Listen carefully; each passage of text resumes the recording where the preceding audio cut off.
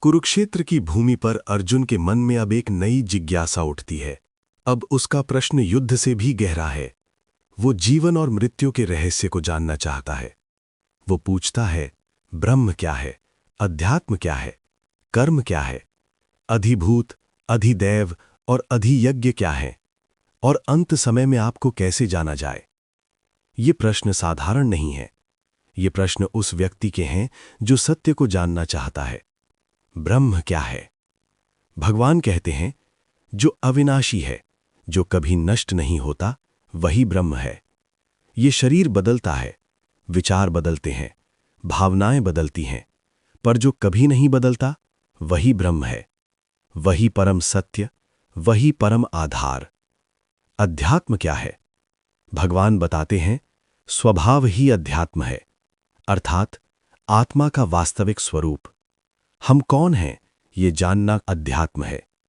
जब मनुष्य स्वयं को केवल शरीर मानता है, वो संसार में उलझ जाता है। जब वो स्वयं को आत्मा जानता है, तब वो मुक्त होने की दिशा में बढ़ता है। कर्म क्या है?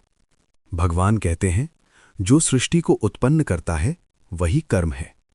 हर क्रिया का परिणाम है। हर निर्णय एक दिशा तय करता है। लेकिन कर्म का सबसे बड़ा प्रभाव तब होता है जब वो आसक्ति से जुड़ा होता है।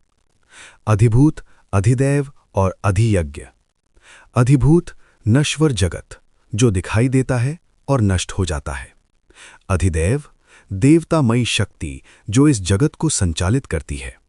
अधियज्ञ स्वयं भगवान, जो प्रत्येक जीव के हृदय में स्थित हैं। यहां भगवान संकेत देते हैं, वे दूर नहीं हैं, वे भीतर हैं। मृत्यु के समय स्मरण। अब इस अध्याय का सबसे गहरा भाग आता है। भगवान कहते हैं, जो अंत समय में जिसे स्मरण करता है, वही उसे प्राप्त होता है। ये नियम है, ये भावना का विज्ञान है। जीवन भर मन जिस दिशा में चलता है, मृत्यु के समय वही दिशा अंतिम बन जाती है। इसीलिए भगवान कहते हैं, हर समय मुझे स्मरण करते हुए अपना कर्तव्य करो। भागना नहीं, त्यागना नहीं, बल्कि स्मरण के साथ कर्म। अभ्यास योग। मन स्थिर नहीं रहता, वो भटकता है।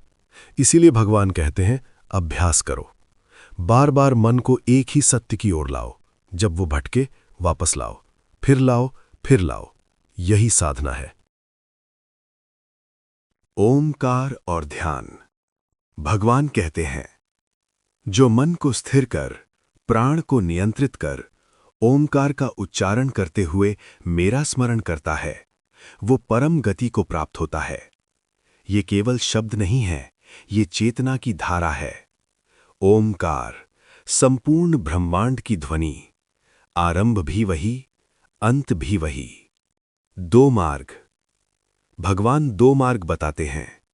एक मार्ग प्रकाश का, जो साधक को पुनर्जन्म से मुक्त करता है।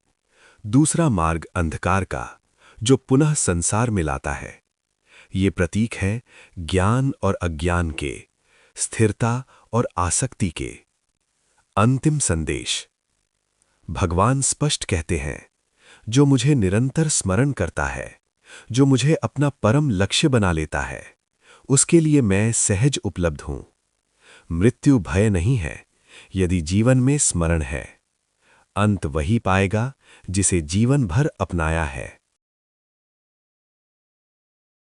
ये अध्याय हमें मृत्यु से डरने के लिए नहीं, बल्कि जीवन को जागरूक बनाने के लिए है।